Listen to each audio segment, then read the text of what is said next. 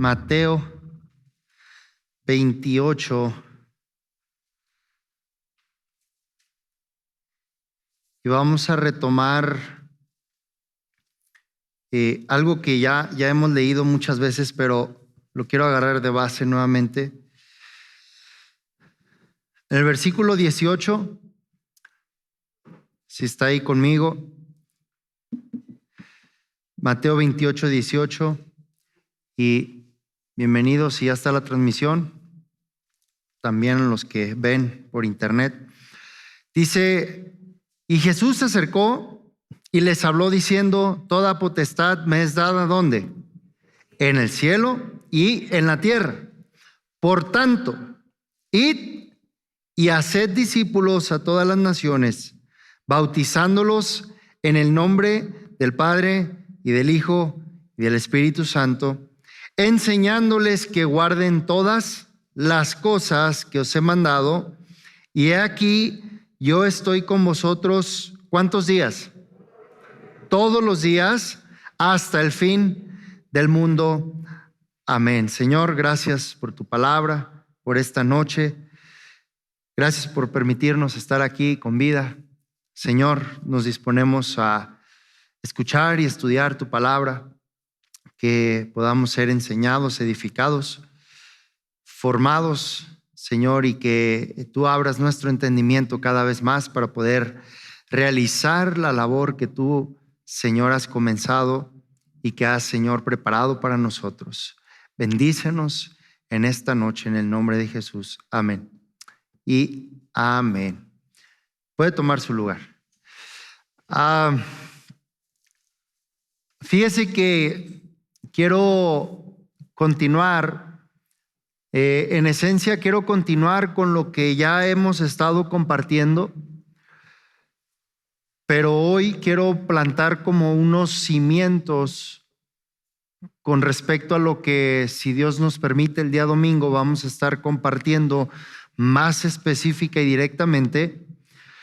Sin embargo, todas las cosas que hemos estado viendo, que les hemos estado compartiendo, tienen que ver con la disposición y la atención a lo que el Señor nos manda hacer, ¿verdad? Ya estuvimos hablando por varias semanas acerca del servicio, la importancia del servicio a Dios, ¿verdad? Todo lo que implica con ello. Más recientemente estuvimos viendo la labor del trabajo pastoral de la iglesia, y no solo del pastor, sino cómo la iglesia actúa haciendo la labor del pastor y cómo debemos ir tras de aquellas personas que están como ovejas sin pastor para liberarlos, ¿verdad?, de la boca del enemigo. Y también vimos todo aquello que se opone a que podamos servir en eso, todo aquello que se resiste o que nos bloquea de hacer esa tarea. Hoy quiero hablarles específicamente acerca de esa tarea que tenemos, de el servicio que les pudiera decir general, el servicio que todos debemos hacer delante de Dios, que si le pongo un título hoy a lo que les voy a compartir es la misión de Dios, el mandato para la iglesia.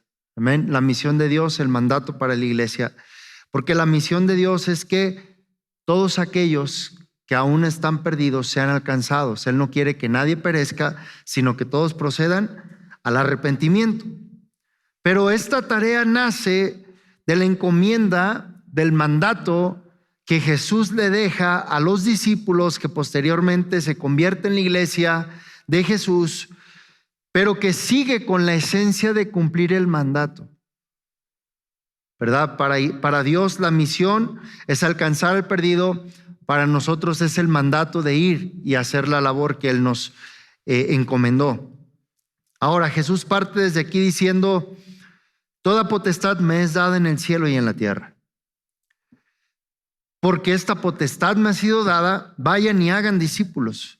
Y Todos aquellos que hemos creído en el Señor Jesús y que estamos determinados a seguirle, a servirle, a obedecerle, tenemos que partir desde la base de que hay una potestad dada a Jesús, delegada a nosotros. ¿Ok? La potestad está en manos de Jesús, pero Él la ha delegado sobre nosotros. Nosotros caminamos con la encomienda y la potestad y la autoridad de nuestro Señor Jesús. ¿Para qué? Para ir y hacer discípulos a todas las naciones. Ese es el primer paso que el Señor Jesús nos manda, es hacer discípulos a todas las naciones. Después de esto, nos manda a enseñarles que guarden todas las cosas. Si en esencia nosotros partimos el mandato, son dos labores: ir para ser discípulos y enseñarles que guarden todas las cosas. Ahí es donde viene el evangelismo y ahí es donde entra también el discipulado. La iglesia tiene esta labor importante: evangelizar, ir, alcanzar al perdido, y una vez alcanzado, debemos de enseñarle que guarde todas las cosas. ¿Cuáles cosas? Las cosas que Jesús enseñó a los discípulos, que obedecieran, que vivieran, que lograran hacer también. Y entonces la labor del nuevo creyente es no solamente venir a Cristo, sino ser enseñado en todo lo que la palabra del Señor nos enseña, pero también a hacer lo mismo con otro. Y ahí es donde la cadena no debe de detenerse. Si usted y yo fuimos alcanzados por alguien, nosotros debemos de buscar alcanzar a alguien más, y que ese alguien más busque alcanzar a otro más. Entonces, quiero mencionar varios versículos que van a ir enfocados directamente con que así como Jesús lo entendió desde su inicio hasta su final, nosotros representando a Cristo Jesús, nosotros siendo la iglesia, es algo que debemos de tener también en nuestra mente, que partimos de esto. ¿Por qué yo tengo que servir al Señor en esto? ¿Por qué yo tengo que hacer esto? Bueno, Jesús entendió con estos pasajes bíblicos. Primeramente Juan 4:34, y ahí Jesús habla y les dice a los discípulos: mi comida es que haga la voluntad del que me envió y que acabe su obra. Jesús entendía: lo más importante para mí es hacer la voluntad de aquel que me envió y tengo que terminar su obra. Jesús entendía que no podía dejar la tarea, la asignación o la misión a la mitad. Él tenía que acabar. Tenía 3 años y medio para acabar una tarea que iba a durar por el resto de la eternidad. Imagínense qué tarea tan poderosa tenemos, que para Jesús la tuvo que terminar en ese tiempo que él tenía designado para que perdurara por el resto del tiempo de la humanidad. Entonces estamos hablando de que no es una tarea cualquiera, hermano. Es la tarea más importante que hay del cielo para la tierra. Es la tarea más importante. Ahora, en Juan 5:30 dice: no puedo yo hacer nada por mí mismo. Según oigo, así juzgo, y mi juicio es justo, porque no busco mi voluntad, sino la voluntad de ¿quién? Del que me envió, la del Padre. Entonces, ¿qué habla Jesús? No puedo hacer las cosas que yo quiero hacer. No puedo moverme como yo quiero. No puedo hablar porque tengo ganas de hablar. No, hago todo lo que hago porque estoy tras de la voluntad del que me envió. Y entonces, si nosotros disponemos nuestro corazón con esa perspectiva como Jesús, vamos a perseguir en todo momento la voluntad del que nos envió. Ahora acuérdese, usted y yo, todos somos enviados por el Señor a esta tierra. Todos somos enviados por Dios a esta tierra. Ahora, cuando venimos a ser sus hijos, ahora entendemos que Él nos envió, pero entendemos para qué nos envió. Y ahí es donde entra la importancia del propósito que necesitan nuestras vidas trabajar. Juan 6:38 dice: porque he descendido del cielo, no para hacer mi voluntad, sino la voluntad del que me envió. Jesús entendía perfectamente. Descendí del cielo no para hacer vida en esta tierra, no para hacer lo que me atrae. Descendí del cielo, ¿por qué? Porque fui enviado del cielo para cumplir la voluntad de aquel que me envió del cielo. Jesús nunca se despegó de eso. Voluntad. ¿Quién me envió? ¿De quién vengo? ¿Para qué vine? Y esas son las cosas que nosotros tenemos que tener en nuestra mente, en nuestro corazón, en todo momento. ¿Por qué? Porque van a haber muchísimas cosas que van a venir en contra de esto. Muchísimas cosas. Juan 8:29. Fíjese lo que dice. Porque el que me envió conmigo está. Porque el que me envió conmigo está, no me ha dejado solo el Padre, porque yo hago siempre lo que le agrada. Ahora, fíjese qué pasaje tan tremendo es esto. Porque el que me envió conmigo está. Ahora, fíjese, ¿cuántas de las veces, cuántas veces más bien, cuántas veces usted no se ha sentido de repente solo? Y digo solo que a veces siente que de verdad ni siquiera Dios está con usted. Hay veces que nos sentimos que estamos totalmente por nuestra cuenta. Pero Jesús nos enseña que cuando sabemos quién nos envía, sabemos que su presencia está con nosotros. Aunque sientamos soledad, aunque sientamos oposición, sabemos que el que nos envió con nosotros está. Una de las cosas que más vamos a batallar en la vida cristiana es la sensación de sentir con quién contamos, a quién tenemos, quién está de nuestro lado. Pero Jesús parte desde arriba. El que me envió, conmigo está. Dice, no me ha dejado solo el Padre, porque yo hago siempre lo que le agrada. Y a veces aquí podemos nosotros chocar con algo, en que Dios ha prometido nunca dejarnos, pero también si nosotros sacáramos de este texto una relación que hay directa entre que el Padre no me deje solo y qué hay que hacer para que el Padre no me deje solo. Entonces, ¿qué dice Jesús? Porque yo hago lo que le agrada. Por eso el Padre no me deja. Ahora, pregunta.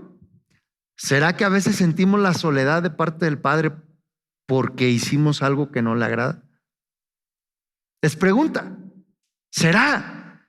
Jesús dice, el Padre está conmigo porque yo hago siempre lo que le agrada. Siempre. Entonces, si Jesús relaciona siempre la voluntad del Padre, quién lo envió y qué tenía que hacer, eso es algo que nosotros, tomando la postura, tomando la identidad y tomando la misión de Cristo Jesús, debemos de hacer también nosotros. Juan 9:4 dice, me es necesario hacer las obras del que me envió, entre tanto que el día dura, porque la noche viene cuando nadie puede trabajar. Ahora fíjese, Jesús dice, me es necesario. ¿Para cuántos de nosotros es una necesidad servir al Señor? No para todos. Fíjese, Jesús habla, me es necesario.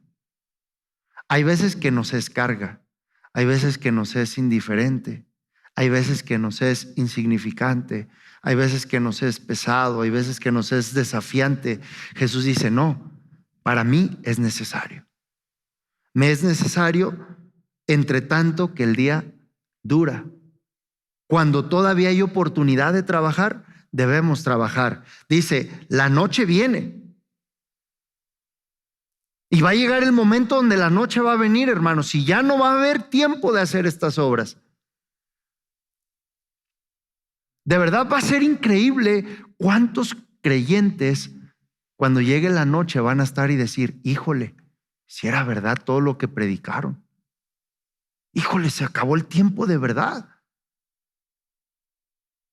La noche viene cuando nadie puede trabajar, ya nadie puede hacer nada. La gente va a correr a las iglesias, pero ya no va a haber sentido para qué correr. La gente va a tratar de pegarse a la Biblia, pero ya no va a haber sentido para qué apegarse. La gente va a buscar a aquellos que le hablaron una vez de Cristo, pero ya no va a haber para qué. Dice Jesús, mientras todavía el día está durando, tengo que hacer las obras. Ahora, ¿cuáles son las obras que hacemos? Lo que leímos en Mateo.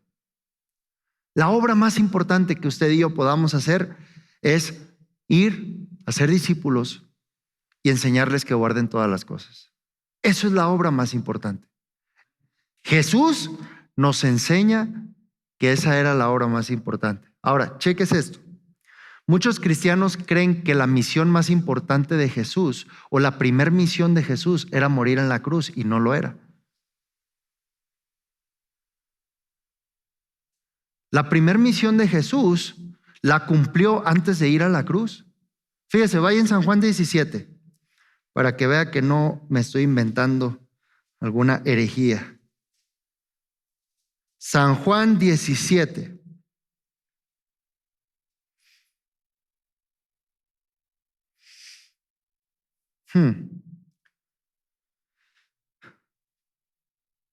Versículo 3, y esta es la vida eterna, que te conozcan a ti, el único Dios verdadero, y a Jesucristo, a quien has enviado. Yo te he glorificado ¿en dónde? En la tierra. He acabado la obra que me diste que hiciese. Ahora, Jesús no está hablando esto desde la cruz. Jesús está hablando todavía estando cerca con sus discípulos. Versículo 6, fíjese lo que dice. He manifestado tu nombre a los hombres que del mundo me diste. Tuyos eran y me los diste y han guardado tu palabra. Ahora, fíjese, ¿qué está hablando Jesús con esto? Jesús está hablando que la obra que el Padre le dio era manifestar su nombre a los hombres del mundo, pero a los que Dios le dio. ¿Cuáles? Los discípulos que le entregó. Llegó un momento donde Jesús entendió y dijo, Padre, aquí están los que me diste. Ya llevo 3 años y medio con ellos, caminé con ellos, vieron cómo sanar enfermos, vieron qué mensaje predicar, vieron cómo atender necesidades, vieron cómo producir milagros, vieron cómo orar. Les enseñé a orar hacia ti, les enseñé a invocar tu nombre, les enseñé a hacer esto, les enseñé a hacer lo otro, los envié ya, los capacité, les enseñé lo que tú me diste a mí, yo se los di a ellos. Ahora, acabé la obra. Ahora, si Jesús acabó la obra con eso, ¿cuál sería la obra entonces de nosotros por terminar? Entregarle también a nuestro Padre los que Él nos dé. Entregarle al Padre los que Él nos dé. ¿Cuáles nos va a dar? Los que vayamos a buscar. Los que vayamos a buscar. Ahora, fíjese, ¿sabe qué es bien curioso esto? Hay ¿cómo le puedo decir? Hay como una ironía, o sea, es bien irónico el hecho de que las personas que vinieron a buscar a Jesús para seguirle no le siguieron. Y aquellos que no lo buscaron, le siguieron. ¿Sí se da cuenta de eso? Jesús fue y los buscó. Los buscó porque el Padre se los dio. Pero aquellos que venían bien entusiasmados y diciendo, no hombre, es Jesús, es el Cristo. Deja voy y le digo qué necesito para la vida eterna. Déjale digo a ver si me deja seguirle. Déjame ver si puedo ir tras de él. No le siguieron.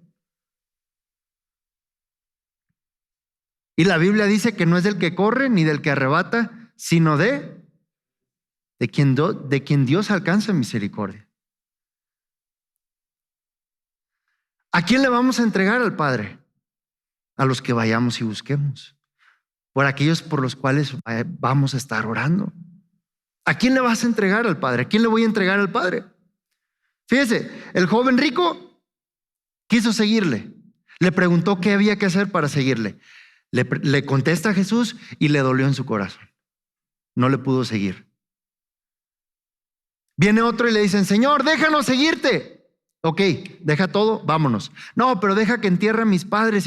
No, entonces quédate con tus muertos. Ahora, también el endemoniado gadareno.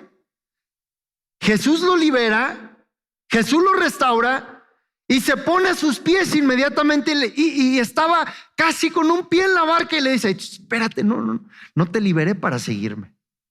Te liberé para que vayas y les cuentes las obras que acaban de ser hechas en tu vida. No le pudieron seguir, pero aquellos que estaban ocupados en otras cosas, aquellos que no tenían ni idea de quién era Jesús, Jesús fue por ellos y los agarró. Porque el Padre se los dio. Entonces, ¿qué hizo Jesús? La obra que el Padre le mandó a hacer. Ahora, ¿usted cree que el mandato de la iglesia es una obra que el Padre nos manda a hacer? ¿Cree o no cree? Ahora, ¿cómo debe responder usted y cómo debo responder yo si es una obra que el Padre que envía? ¿Qué debemos hacer? Realizarla y llevarla a cabo. Ahora, fíjese, Juan 21, acompáñenme rapidito ahí, por favor.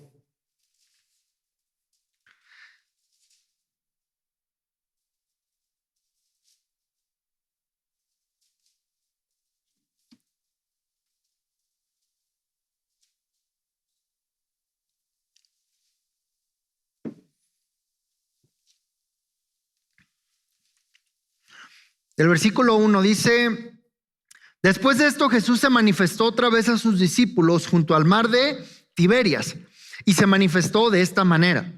Estaban juntos Simón Pedro, Tomás llamado el Dídimo, Natanael el de Caná de Galilea, los hijos de Zebedeo y otros dos de sus discípulos. Simón Pedro les dijo, voy a pescar. Ellos le dijeron, vamos nosotros también contigo. Fueron y entraron en una barca y aquella noche no pescaron nada. Cuando ya iba amaneciendo, se presentó Jesús en la playa, mas los discípulos no sabían que era Jesús. Y les dijo, hijitos, ¿tenéis algo de comer? Le respondieron, no. Él les dijo, echad la red a la derecha de la barca y hallaréis. Entonces, ¿qué hicieron? La echaron y ya no la podían sacar por la gran cantidad de peces. Entonces aquel discípulo a quien Jesús amaba dijo a Pedro, es el Señor. Simón Pedro, cuando oyó que era el Señor, se ciñó la ropa porque había despojado de ella y se echó al mar. Ahora, fíjese ahí. Dos cosas quiero que veamos en este punto. Primero, los discípulos se habían ido al mar. Pedro habla y les dice, vamos a pescar. Voy a pescar. Se apuntan todos, pero fíjese, este suceso pasa después de que Jesús muere. Ellos creen, fíjese, ellos creen que la obra se había acabado. Y volvieron a las actividades que tenían antes que Jesús los llamara, porque creyeron que se había acabado. Cuando entendemos y creemos que la obra del Señor ya está hecha, vamos a volver a hacer cosas que son de nosotros. Pedro dijo, no, ya se acabó, se murió Jesús. Yo voy a ir a pescar. Es lo que hacía, es lo que sé hacer. Lo curioso es que se fue. Dijeron todos, bueno, pues vámonos. No está Jesús, no hay más nada que hacer. Y van a pescar. Y ahí entonces se les aparece Jesús y ellos no pescaron nada. Y entonces, cuando no pescan nada, Jesús les habla y les dice, echen la red a la derecha de la barca. Lo curioso es que tenían todos los recursos para poder conseguir pesca. Tenían conocimiento, tenían barca, tenían redes, tenían el lugar donde pescar, pero no pescaron nada. Muchas veces nos va a pasar esto, hermanos. Van a haber momentos en la vida donde vamos a sentir que no pescamos nada porque lo estamos haciendo bajo una voz que no es la que nos ha enviado. Hay cosas en la vida que parece que vamos a hacer y hacer y hacer y no pescar. ¿Por qué? Porque tendremos los recursos para hacerlo, pero no va a producir. ¿Por qué? Porque va a ser algo que no nos envió a hacer el que nos envió.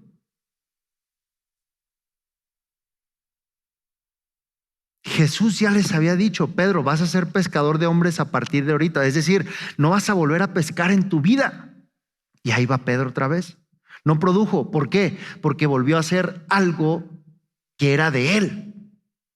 Y a veces, hermano, así nos vamos. Vamos a correr el riesgo de atascarnos en hacer algo con recursos, que parece que tenemos los recursos, pero que no va a producir de la misma manera porque no ha venido de aquel que nos envió.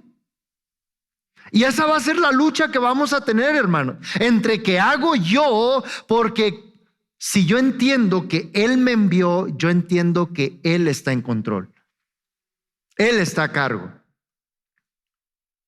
Mire, cuando una autoridad manda un representante y aquel que recibe el representante se da el lujo de ignorar la indicación porque es el representante, no ignoró al representante, representó a la autoridad delegada. Representó a la autoridad. Entonces, ¿qué pasa? Que nosotros tenemos que entender que la autoridad está sobre nosotros. Que nosotros somos los representantes y que debemos de responder ¿a quién? A la autoridad que tenemos por encima de nosotros. Y entonces, ¿qué pasa? Que teniendo todos los recursos, no lograron pescar. Ahora, lo tremendo también es de que de todos ellos, fíjese, por visión o por vista, ninguno reconoció a Jesús. ¿Sabe cómo lo reconoció y quién fue el único que lo reconoció? Juan. ¿Por qué? Porque Juan conocía la voz del maestro. Por eso el domingo que hablábamos acerca de circuncidarnos y limpiarnos el oído, ¿por qué? Porque solo aquel que tenía el oído limpio reconoció la voz de su maestro. Reconoció la voz de aquel que era el que los dirigía. Si recibes mi palabra, guarda mi palabra. Por eso dice, aquel al cual el maestro amaba. Fíjese lo que dice en el 7. Entonces aquel discípulo a quien Jesús amaba. ¿Por qué lo amaba? No porque le decía, ay, te amo, mi Juanito, y qué chulo. No. Lo amaba, ¿por qué? Porque Juan atesoraba la voz del maestro. Era el que se recostaba ahí con él. ¿Por qué? Porque amaba oír su palabra, amaba oír su voz. Y en el momento en el que ellos estaban casi que perdidos y solos, el único que reconoció fue el que estaba atento a la voz. Por eso la importancia de otra vez traer esto y guardar la palabra. Porque muchas veces cuando las cosas no funcionan, una palabra del Señor nos va a sacar de ese atoramiento. Pero si la palabra no la guardamos, no vamos a distinguir quién nos está hablando. Por eso es importante esto.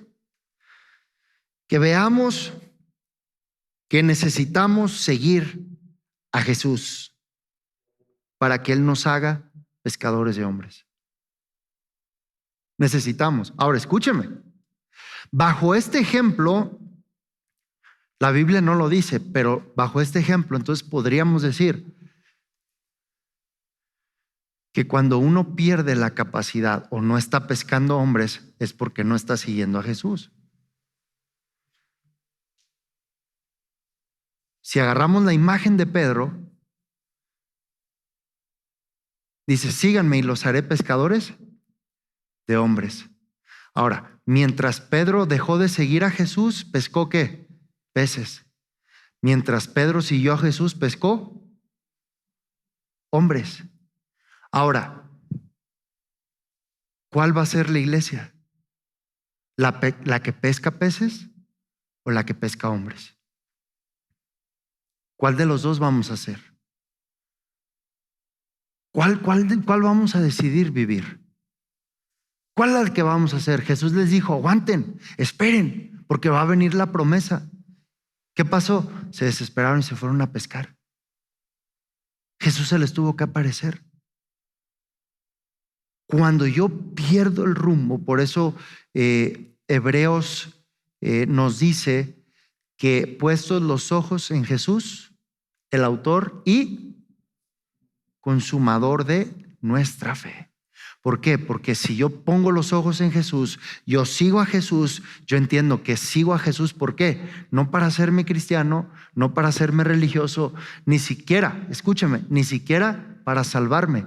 Yo sigo a Jesús para ser su discípulo y hacer la obra que nos envía. Quiero que vea esto, hermano. Podemos confundirnos entre conocer a Cristo y entre seguir a Cristo. No es lo mismo. Cuando la gente se confunde y cree que seguir a Cristo es conocerlo, siguen a Cristo para ser salvos, pero no para cumplir la voluntad del que nos envió. Seguir a Cristo es para cumplir la voluntad del Padre. Seguir a Cristo es para hacer la asignación que Él nos puso por delante.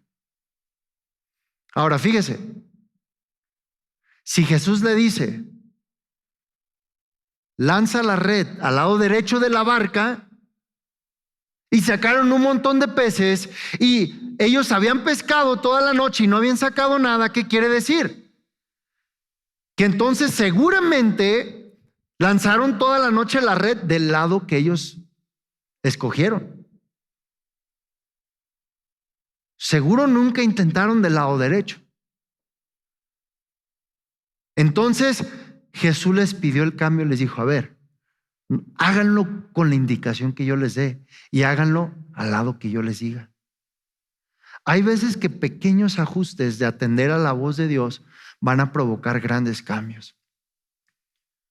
Hay veces que una pequeña obediencia de tu corazón puede traer la bendición más grande que hayas visto en tu vida. Pequeños cambios de la izquierda a la derecha. Mismas redes, mismo mar, misma barca, mismos hombres, misma agua, todo igual. Menos dónde lo estaban haciendo. Jesús dice, no, a ver, lánzala acá. Hay veces que pequeños cambios, hermano, pequeños, te van a abrir de las más grandes bendiciones.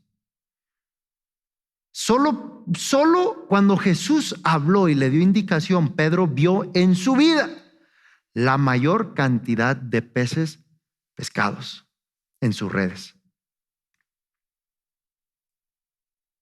Ahora, no solo en lo natural, en lo espiritual, cuando Pedro obedeció la voz de su Señor, porque así como pescó miles, así se paró a predicar y 3,000 vinieron.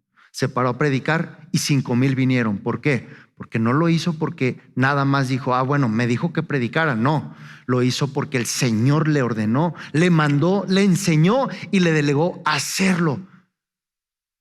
Le digo, las mayores cosechas que usted va a hacer en lo que haga en la vida, las va a tener cuando lo haga bajo una palabra que el Señor le dé a usted. Bajo una palabra que el Señor le dé a usted. Mire, cuando acabe, le voy a dar un testimonio ahí, porque no quiero que salga ahí. Le voy a dar un testimonio, porque hay veces que las cosas, hermano, de verdad, cuando usted sabe, hace lo que el Señor le agrada, el Señor le da lo que usted necesita, lo que usted tiene que hacer, lo que usted tiene que cosechar. ¿Por qué? Porque del Señor es la obra, del Señor es la asignación. Ahora, vaya conmigo rapidito a Lucas 10.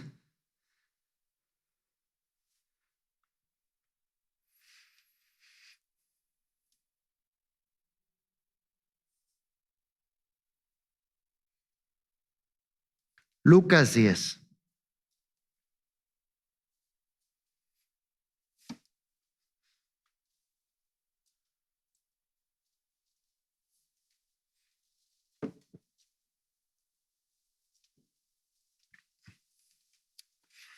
Y fíjese desde el versículo 1. Después de estas cosas, designó el Señor también a otros 70, a quienes envió de dos en dos delante de él a toda ciudad y lugar a donde él había de ir. Y les decía, la mies a la verdad es mucha, mas los obreros, ¿qué? Flojos, ¿verdad? Bueno, no, pocos, perdón. Los obreros, pocos. Ok, por tanto, rogad al Señor de la mies que envíe, ¿qué? Obreros a su mies. Id, he aquí yo os envío como corderos en medio de lobos. No llevéis bolsa ni alforja ni calzado, y a nadie saludéis por el camino. En cualquier casa donde entréis, primeramente decid, pase a esta casa, y si hubiere allí algún hijo de paz, vuestra paz reposará sobre él, y si no, se volverá a vosotros, y posad en aquella misma casa, comiendo y bebiendo lo que os den, porque el obrero es digno de su salario. No os paséis de casa en casa. En cualquier ciudad donde entréis y os reciban, comed lo que os pongan delante, y sanad a los enfermos que en ella haya, y decidles, se ha acercado a vosotros el reino de Dios. Mas en cualquier ciudad donde entréis y no os reciban, saliendo por sus calles, decid, aún el polvo de vuestra ciudad que se ha pegado a nuestros pies, lo sacudimos contra vosotros. Pero esto sabed, que el reino de Dios se ha acercado a vosotros. Ahora, fíjese qué tremendo. Jesús agarra a los 70 y los envía de dos en dos. ¿Para qué? Para que vayan a los lugares donde Jesús se supone que tenía que llegar. Ahora, la labor y la obra estaba reposando sobre Jesús. El responsable de la obra era Jesús. Pero escuche, Jesús no solo hizo la obra, hermano. Jesús los envió al lugar donde Jesús tenía que ir, pero él no llegó. Llegó a través de los dos en dos, de los 70. Y esto es algo que, para empezar, hermano, tenemos que romper de la iglesia. Pensar que Jesús tiene que llegar a todo lugar. El pastor tiene que llegar a todo lugar. El líder tiene que hacer la obra. No, la iglesia somos todos, hermano. La labor es de todos. Los que tenemos que ir somos todos. Jesús los envía para hacer la obra, para que aprendieran cómo ministrar y cómo desarrollar lo que el Señor tenía encomendado. Entonces, ellos fueron y Jesús les da instrucciones específicas de qué hacer y qué no hacer. ¿Por qué? Porque tenían que tener siempre en mente que la obra era la razón por la cual llegaban a ese lugar. Y eso es algo que nosotros tenemos que mantener en mente, que si llegamos a un lugar es por la razón y el propósito de la obra, no de nosotros, sino de aquel que nos envió, sino de la obra que aquel que nos mandó a hacer esa obra. Y entonces dice que les comenta a los discípulos o a los 70 y le dice, la mies a la verdad es mucha, mas los obreros pocos, por tanto rogad al Señor de la mies que envíe obreros a su mies. Ahora, chéquese, entre el versículo 2 y el versículo 3 está en resumen la enseñanza del miércoles pasado. Ve el versículo 2 y el versículo 3 y en resumen, esos dos versículos tienen ahí lo que les enseñé la semana pasada. Yo les envío pastores, yo les envío obreros, yo los envío sembradores para que hagan la labor en medio ¿de quiénes? ¿Qué dice ahí? En medio de lobos. Ya vimos leones, ya vimos osos, ya vimos perros en Goliat, ahora lobos, bestias. Los voy a enviar en medio de carne para que hagan la obra. ¿Se los van a querer tragar? Sí, es normal, porque en el mundo se van a levantar las fieras para que ustedes no hagan la labor.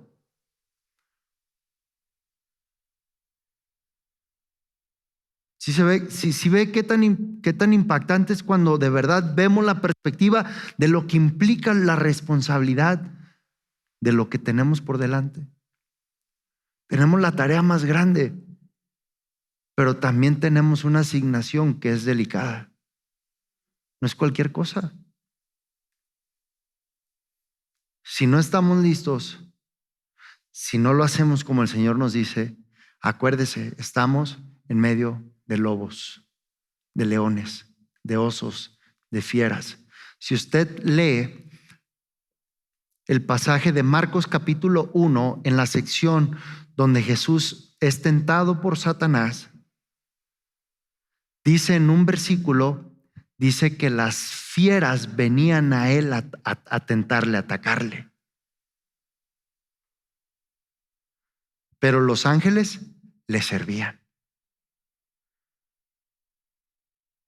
Hermano, entendamos que nuestra actividad es espiritual, nuestra oposición es espiritual, que lo que hacemos demanda una entrega, demanda una enseñanza más profunda, demanda una responsabilidad más grande. No porque tenemos la obligación de hacerlo, no, es porque amamos a aquel que nos envió, es porque amamos a aquel que nos escogió. Y entonces respondemos a ello. Pero fíjese, Jesús les enseña y les dice, he aquí, yo los envío como corderos. Porque hay veces que el pastor se va a convertir en cordero.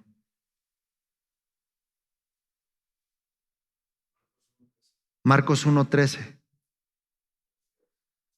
Para que lo anote. Pero fíjese, y qué tremendo es esto.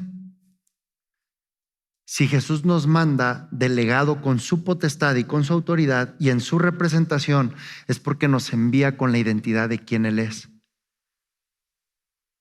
Jesús les dice, los voy a mandar de 2 en 2 para que vayan a donde se supone que yo voy a llegar. Ahora escuche, así como Jesús, el Cordero de Dios, andaba entre lobos, dice, porque salen de mí y los envío yo, ahora de este Cordero salen ustedes como corderos.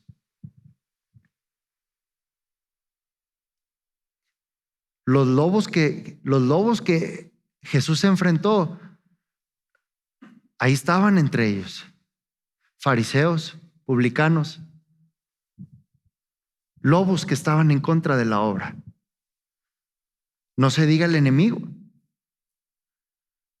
Pero Jesús les dice, los voy a enviar como corderos, no porque ustedes son los frágiles y el lobo es más que ustedes, no. Es para que entiendan quiénes son ustedes en la obra. Para que entiendan cuál es su asignación dentro de la obra, cuál es su identidad. Ustedes son los corderos que van a ir a hacer la labor de casa en casa, de buscar, cosechar la mies.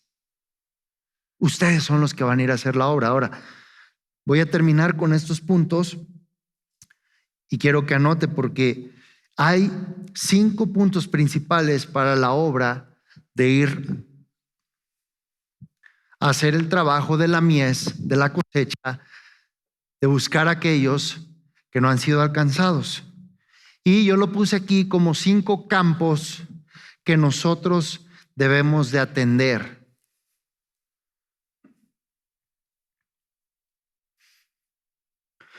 El campo número 1 es precisamente en este pasaje de Lucas 10, del 1 al 11. Y en este campo número 1, el paso que nos toca dar a nosotros es ver los campos vacíos. Ver los campos vacíos.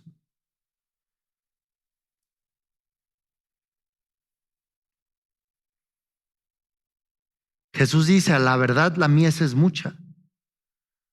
Los obreros, pocos. Entonces, en el campo número 1, ¿qué vamos a hacer? Si hemos de cumplir el mandato, si hemos de cumplir la obra, si hemos de hacer lo que el Señor nos manda, ¿qué es? Ver que hace falta gente en los campos, hacen falta obreros en la misión, hace falta gente que diga, Señor, heme aquí, envíame a mí. Ahora, recuerdes esto, a la hora de servir al Señor, a la hora de disponer su vida para hacer la labor del mandato del Señor Jesús, de servir en el reino, mucho antes de que usted crea o piense que le va a decir sí a un líder o a un pastor, le tiene que decir sí a su Señor. Y su Señor no es el pastor, su Señor no es el predicador, su Señor no es un líder, no, su Señor es Cristo Jesús. Entonces, cuando uno le invita a colaborar en la obra del reino, no es porque yo voy a ser su jefe o su señor o su patrón, no, es porque uno quiere colaborar junto con usted porque estamos bajo el mismo Señor, en el mismo mundo, con la misma palabra, con el mismo espíritu, con la misma asignación. Lo mismo. Entonces, si yo no veo que los campos están vacíos, yo no me voy a atrever a entrar a ellos a trabajarlos. Uno tiene que tener el corazón de decir, hace falta. ¿Quién está evangelizando en mi colonia? Híjole, ¿cuándo habrá sido la última vez que vinieron a orar por mi vecina? ¿Cuándo habrá sido la última vez que oraron o que vinieron a predicar aquí con los de al lado, con los de al frente? ¿Cuándo? Cuando veo siempre los campos vacíos, yo voy a responder y decir, espérame, nadie está haciendo nada de lo que el Señor nos está mandando. Voy a ir, quiero ir yo. Algo se tiene que hacer.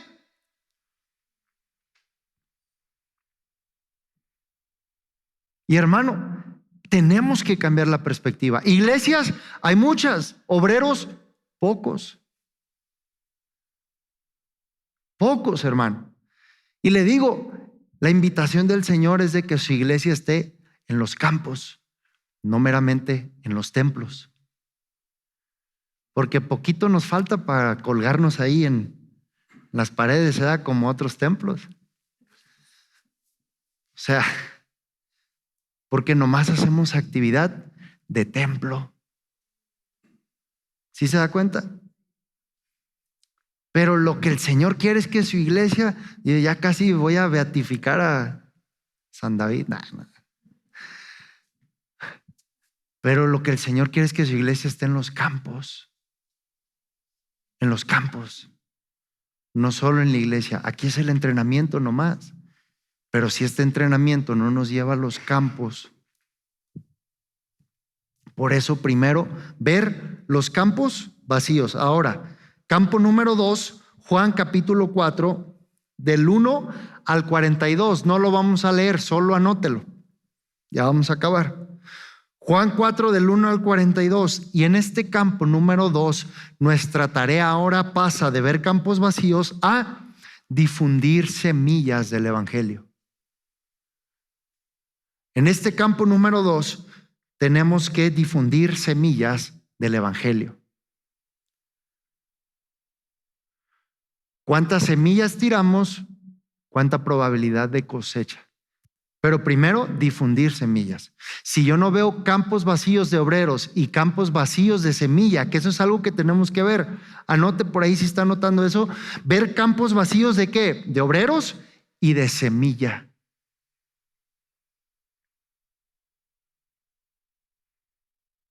Es irónico que en estos tiempos, cuando la iglesia más palabra tiene, menos palabra esparce.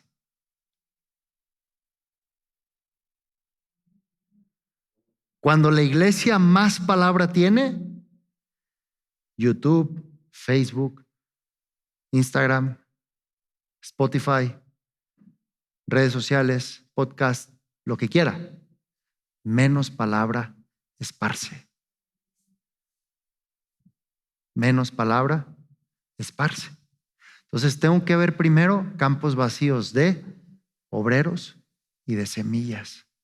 Segundo campo, tengo que difundir las semillas del evangelio. Ahora escuche, ¿cuáles campos? No solo el campo de nuestra ciudad o nuestra colonia. Acuérdese, cada persona es un campo que usted debe de ver. ¿Qué dice la parábola del sembrador? Que la semilla cayó en 4 tipos de tierra.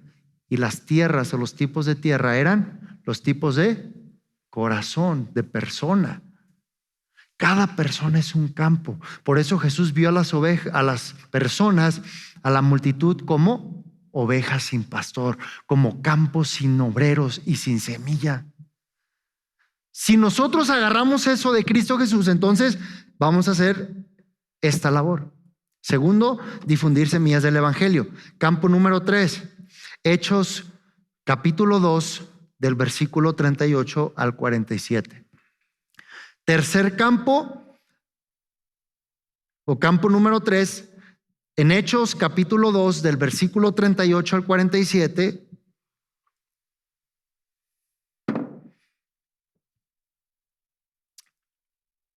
Y en este campo número 3, nuestra labor y nuestra acción es cultivar los campos.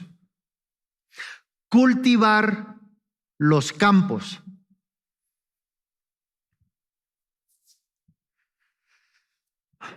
No hay agricultor que nada más tire semillas por tirar. Cultivan el campo donde la semilla es tirada. No es lo mismo tirar una semilla en el campo de fútbol que en el campo del monte, de la tierra, donde se puede arar. Entonces, ¿qué hay que hacer para que la tierra funcione y dé fruto? Hay que cultivar los campos. Entonces, ¿cómo cultivo los campos?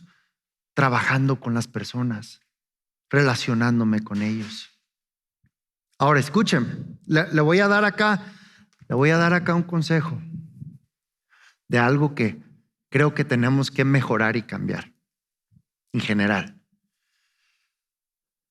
Es más fácil que usted se gane a alguien para Cristo si primero usted se lo ganó para usted. Es bien difícil que usted lleve a los pies de Cristo a un extraño que no confía en usted. La samaritana no le creyó nada a Jesús hasta que le dijo: hey, yo sé quién eres. Tenías 5 y con el que estás, caray, este me conoce. Este me dice cosas que nadie más sabe. ¿Por qué? Porque ya hubo relación, ya hubo impacto, ya hubo algo que los conectó. Si no nos conectamos con la gente, no los vamos a poder acercar a Cristo. ¿Cómo cultivo el campo? Trabajando la persona. No puedo llegar y decir: mire, necesita conocer al Señor Jesús porque si no usted se va a ir al infierno. Y nunca le ha dicho ni buenos días. No, hombre, híjole, pues con razón no le va a hacer caso para nada. No le va a abrir las puertas de su hogar, ni de su vida, ni de nada. Sí me doy a entender. Tenemos que cultivar los campos. Por eso le decía yo que Jesucristo enseñaba a las multitudes, pero Él ministraba personalmente. Cuando trabajamos los campos es porque entendemos que necesitamos acercarnos a las personas.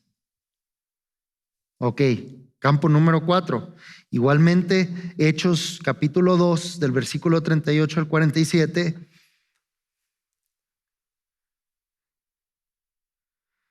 Campo número 4. Y en esta fase o en este campo, nuestra labor es cosechar iglesias. Cosechar iglesias. Y permítame leer este pasaje, Hechos 2, 37. Dice: al oír esto, después de que Pedro predica, compungieron, de corazón y dijeron a Pedro y a los otros apóstoles: varones, hermanos, ¿qué haremos? Y imagínese, hermano, cuando la gente sea la que nos diga: hey, ¿qué tengo que hacer para tener lo que tú tienes? Ese es el resultado de un campo cultivado, de un campo trabajado, donde ya no somos los que le rogamos: ándale, acepta al Señor, ándale, te conviene, es que si no lo haces, tu vida va a ser mejor. No, es que es el mensaje de la palabra y es cumplir con el mandato para que sean ellos los campos los que nos digan: hey, ¿qué haremos? Ya te escuché todo lo que me dices, pero ¿qué tengo que hacer yo? Imagínense que logremos como iglesia provocar esa reacción en la gente. Que ellos sean los que nos digan: hey, ¿qué tengo que hacer para recibir eso? ¿Qué tengo que hacer para que Jesús sea mi Señor y mi Salvador? ¿Qué tengo que hacer yo para vivir en esa palabra? Bueno, tenemos que cultivar el campo. Tenemos que trabajar con él. Pedro les dijo: arrepentíos y bautícense cada uno de vosotros en el nombre de Jesucristo para perdón de los pecados, y recibiréis el don del Espíritu Santo.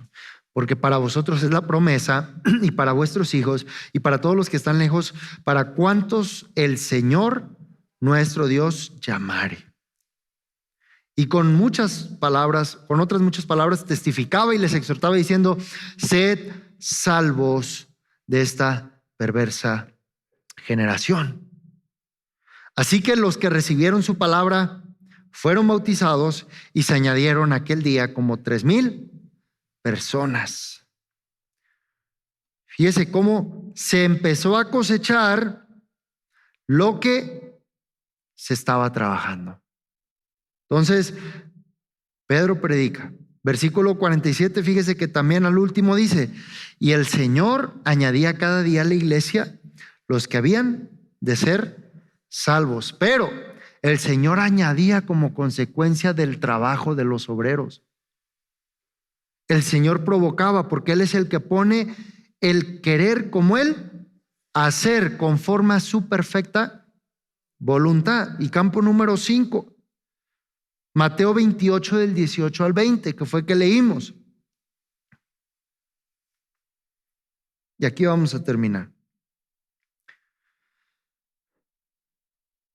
Campo número 5, Mateo 28 del 18 al 20, y en este campo nuestra labor es multiplicar la mies.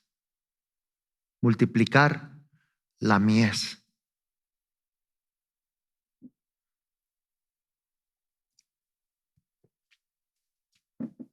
O la cosecha, como guste entenderlo. Multiplicar la mies o la cosecha. Entonces, ¿qué pasa? Hago discípulos, ¿cómo? Enseñándoles que guarden todas estas cosas. Ahora escuche, un discípulo va a saber que primeramente su tarea es responder a la voz de su maestro, recibir la enseñanza de su maestro, no el maestro que ve, el maestro en el que cree, enseñando lo que guarde. Parte de eso que va a guardar ese discípulo es él mismo ir, alcanzar a otro para que le enseñe a guardar lo que ese maestro ha puesto para nosotros. Entonces, ¿qué le digo con eso? Todo discípulo está activo en la obra, activo en los campos, activo en la mies. Por eso, una de las metas importantes de nosotros no es ser cristianos, no es ser creyentes, es ser discípulos. Jesús no buscó cristianos, Jesús no buscó creyentes, Jesús no murió para tener cristianos, Jesús no murió para tener creyentes, Jesús no murió para tener seguidores, Jesús murió para tener discípulos. Porque los discípulos son los que están activos en la obra y en la misión de su maestro.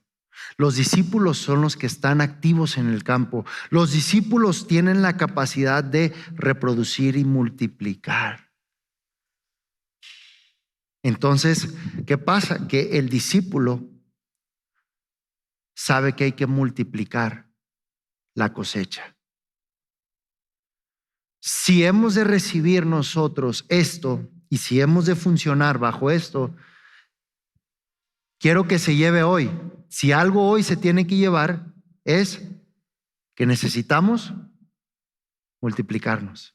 Necesitamos estar con las manos en la obra.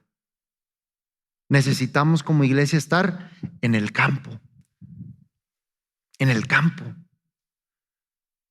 El Señor nos quiere más allá afuera que aquí adentro. Se lo digo de verdad. Con una asignación. No de andar de callejeros, no. Ese es otro show. ¿Verdad? Ese es otro show. El Señor nos quiere activos en la obra, hermano. Ahora, con esto en mente, hermano, si usted está aquí el día domingo con la ayuda del Señor, queremos llevar a la iglesia a esta actividad constante, constante. Que estemos siempre activos, siempre participando en esencia en esta dinámica de los 5 campos. Ahora, culmino con esto. Cuando logremos captar esto en nuestro corazón y nuestro espíritu, esto debe de ser algo interminable. Yo veo un campo vacío, yo comienzo a tirar semilla, yo comienzo a cultivar, comienzo a cosechar, comienzo a multiplicar, dejo lo multiplicado y busco otro campo. Y otra vez comienzo a tirar semilla, comienzo a cultivar, comienzo a cosechar, comienzo a multiplicar, hago mi multiplicación y voy y busco otro campo. Esa es la labor activa del obrero. Esa es la labor activa del discípulo de Jesús, que está constantemente en esto. Y que entonces logramos hacer la comisión que tenemos por delante. Entonces, la iglesia en esencia se vuelve funcional, activa y reproduce más vida cuando camina en esto, hermano. Y no estoy hablando solo de la iglesia de Antioquía, o sea, la iglesia de Cristo en general. Produce vida, está en movimiento cuando está en esta labor, cuando está en esto. Eso es lo importante. Y si algo le voy a pedir que usted nos apoye a orar, es que esto se logre hacer a plenitud en nuestras vidas. Que realmente podamos hacer la labor. Ya usted el domingo, con la ayuda del Señor, va a escuchar cuál es la visión. Pero yo le he estado pidiendo al Señor y le digo, Señor, si tú pones en el corazón de tu iglesia esto, te vamos a dar mayores frutos que los que te hemos dado. Mayores. Yo estoy determinado, me está costando, pero estoy determinado a darle frutos al Señor. La iglesia va a tomar un rumbo de acción, de actividad, de trabajo, de encomienda, por la necesidad de obedecer lo que el Señor tiene por delante para nosotros. Oro al Señor para que su corazón tenga hambre de cumplirle a su Señor. Que su corazón tenga hambre de salir al campo y hacer también esta labor junto con nosotros. Y que esto, como dice San Juan 15:8, que esto lleve gloria al Padre, en que llevemos mucho fruto y que seamos así sus discípulos. ¿Está de acuerdo conmigo? Creo que esto es importante. Padre, te doy gracias porque tú nos das la oportunidad de servir en tu reino en tu obra. Señor, sabemos que van a haber algunos impedimentos y aún algunos espíritus y obras de las tinieblas que van a querer detener el avance de tu iglesia. Pero tú prometiste, Señor, que tu iglesia iba a estar tan fuerte que ni las puertas del Hades prevalecerían contra de ella. Señor, yo te pido que tú obres en nuestros corazones, que tú traigas, Señor, el deseo del querer como el hacer, conforme a tu perfecta voluntad, Señor. Yo oro por el corazón de cada uno de mis hermanos, los presento delante de ti, Señor, para que tú puedas, Señor, preparar y hacer de ellos obreros activos en el campo. A la verdad, como tú dijiste, Señor, la mies es mucha y somos pocos los obreros. Por favor, te ruego que tú levantes y envíes más obreros, que podamos cosechar juntos, que podamos tener un corazón totalmente direccionado en cumplir aquello que tú más anhelas, que es rescatar al perdido, que es encontrar a aquel que está fuera del redil. Señor, ayúdanos, fortalécenos, cúbrenos en todo momento.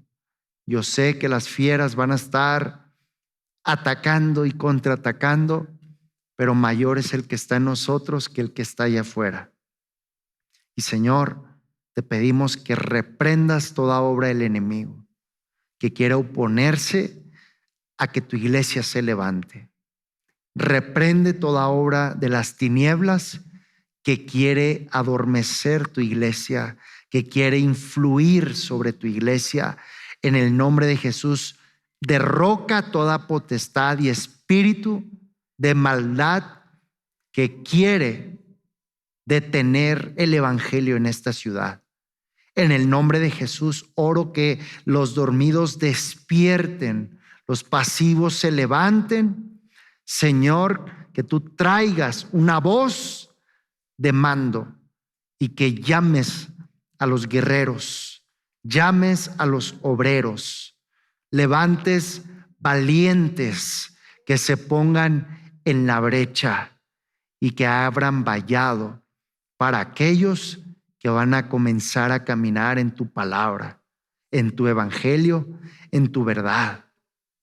En el nombre de Jesús, yo pongo en tus manos la vida de aquellos, Señor, que van a recibir una palabra.